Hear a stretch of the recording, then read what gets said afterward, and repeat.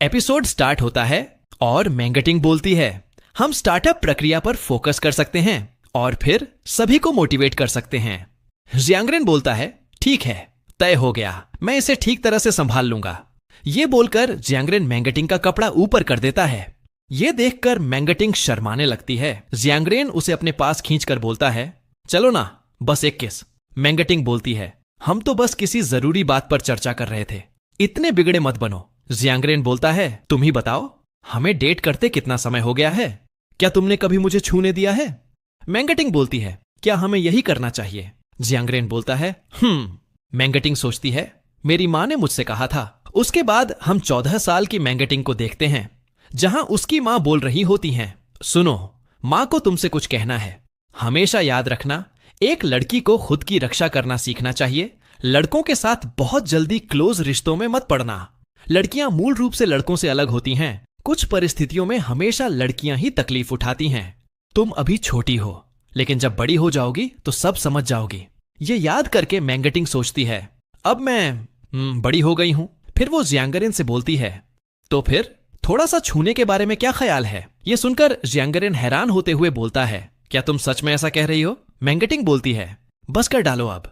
ये बोलकर मैंगटिंग अपनी आंखें बंद कर लेती है। जियांगरेन मैंगटिंग को पकड़ लेता है, जिसे मैंगटिंग बोलती है, क्या ये ठीक है? कुछ देर बाद मैंगटिंग जियांगरेन का हाथ हटाते हुए बोलती है, ठीक है। जियांगरेन बोलता है, क्या तुम्हें ये एहसास पसंद है? मैंगटिंग शर्माते हुए बोलती है, क्या तुम ऐसे सवाल पूछना बंद कर सकती हो? जियांगरेन बोलता है, मैं नहीं पूछूंगा। तुम मुझे क्या महसूस करना चाहती हो? क्या तुम्हें जिज्ञासा नहीं है? जियांगरेन को देखकर मैंगटिंग हैरान रह जाती है। फिर वो पीछे हटते हुए बोलती है, नहीं, मत करो, मैं नीचे उतरना चाहती हूं। फिर वो अपने मन में ही बोलती है, शुरू में तो बात भाषण की थी, ये कैसे ऐसा बन गया? जियांगरेन वहां से जाने लगता है। उसके बाद हम भी यूनिवर्सिटी में जियांगरेन के भाषण के दिन देखते हैं। मैंगटिंग सोच रही होती है, मुझे आश्चर्य है कि क्या जियांगरेन ने कल रात मेरी बात दिल से ली भी थी। उसने तो अपना भाषण भी तैयार नहीं किया है। क्या होगा अगर वो बस यूं ही बोल दे? तभी हुआन बोलती है, मैंने कभी नहीं सोचा था कि हमारी टिंगटिंग वाकई क्लास छोड़कर प्रेसिडेंट जियांग का भाषण सुनने आएगी। तभी वहां पर जियांगरेन आकर बोलता है, हेलो सभी को, मैं जियांगरेन हूं। सच कहूं तो मैं आप सबसे वाकई जलन महसूस करता हूं। आपको इतने उत्कृष्ट यूनिवर्सिटी में पढ़ने का मौका मिला है। मैंने हाई स्कूल के बाद अपनी पढ़ाई जारी नहीं रखी। मैं कभी पढ़ाई के लिए बना ही नहीं था। एक लड़की बोलती है, क्या सच में? वो बड़ा आदमी तो बहुत ही सीधा साधा है। जियांगरेन बोलता है, अगर मुझे फिर से मौका मिलता तो मैं छोटी उम्र से ही मेहनत से पढ़ाई करना चुनता। आखिरकार ये सच है कि अगर तुम मेहनत नहीं करते तो अंत में तुम्हें हाथों से काम करना पड़ता है। मेरी कंस्ट्रक्शन साइट पर भी तुम्हारी उम्र के बहुत से लड़के हैं जो सिर्फ जीविका कमाने के लिए कड़ी मेहनत कर रहे हैं। चाहे अतीत हो, वर्तमान या भविष्य, पढ़ाई ही जीवन का एकमात्र रास्ता नहीं है। लेकिन बाकी रास्तों की तुलना में ये निश्चित रूप से सबसे सीधा रास्ता है। सही उम्र में तुम और तुम्हारे साथी एक ही दुनिया साझा कर सकते हो, एक ही सामाजिक दायरे में रह सकते हो और समाज का सामना बहुत जल्दी करने से बच सकते हो। दशकों बाद तुम्हारे पास यादें होंगी जिन पर तुम पीछे मुड़कर देख सकोगे। जो लोग बहुत जल्दी समाज में प्रवेश करते हैं वे हमेशा अपनी जवानी का एक हिस्सा खो देते हैं। हर तरह का व्यक्ति दुनिया को अलग नजरिए से देखता है। कहा जाता है कि अलग अलग मानसिक अवस्थाएं अलग दृष्टिकोण पैदा करती हैं। जो लोग पैसा कमाते हैं उन्हें व्यापारी कहा जाता है। जो मानव प्रगति की दिशा बदल सकते हैं उन्हें इतिहास में महान व्यक्तियों के रूप में दर्ज किया जाता है।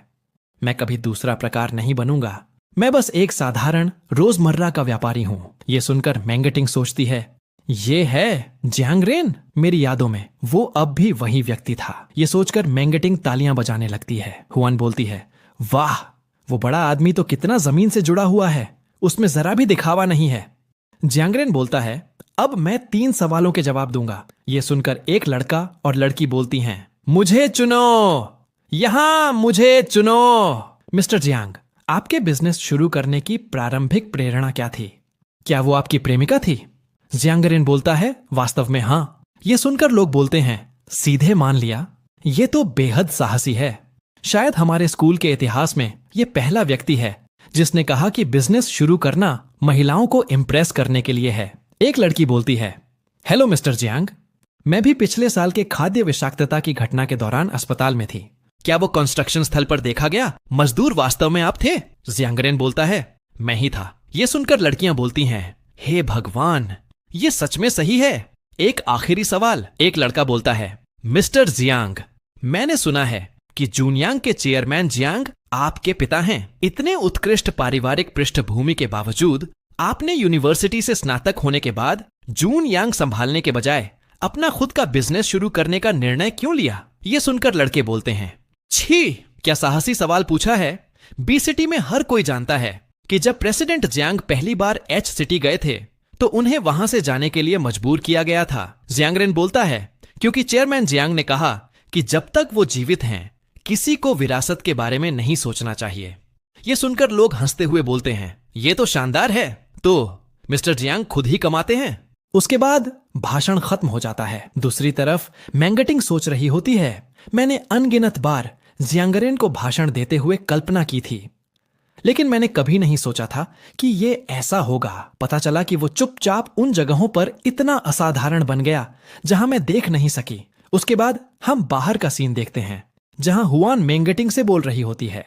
ज्यादातर लोग ऐसे बॉयफ्रेंड की तलाश करते हैं जो एक दूसरे को सहारा और प्रोत्साहन दे, लेकिन तुम्हारा बॉयफ्रेंड तो वाकई कुछ अलग है।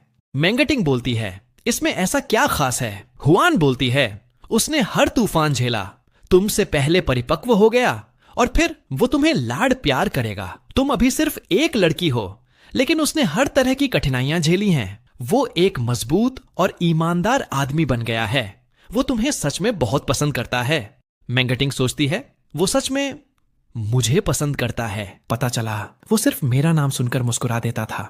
उसने कहा था कि उसने अपने जीवन में सिर्फ एक बार रोया था, जिस दिन उसने खुद मुझे बताया कि हम अलग हो रहे हैं। उसने कहा था कि यूनिवर्सिटी न जाना उसके युवावस्था का एक हिस्सा खो देना होगा, लेकिन लगता है कि उसने अपनी सारी जवानी शियाओगांग सिटी की शराब की मेजों पर बिताई। वो वाकई असाधारण है। उसके बाद हम उस दोपहर जियांग परिवार की हवेली में देखते हैं जहां जियांगरेन पापा पेपर पढ़ रहे होते हैं। जियांगरेन द्वारा स्थापित शिटिंग रियल एस्टेट एक अप्रत्याशित विजेता के रूप में उभरी है। ये देखकर वो सोचते हैं, आखिर इस लड़के ने ये कैसे कर दिखाया? क्या एच सिटी वो जगह तो पहली कैटेगरी का शहर भी नहीं मानी जाती। मैंने सोचा था कि वो बस किसी तरह बराबरी पर रहेगा। इस आदमी ने वाकई कितना कमाया। और तभी दरवाजा खुलता है। एक मेड बोलती है, मास्टर जियांग वापस आ गए हैं। उसके पापा बोलते हैं, आओ तुम्हारी कंपनी के बारे में बात करते हैं।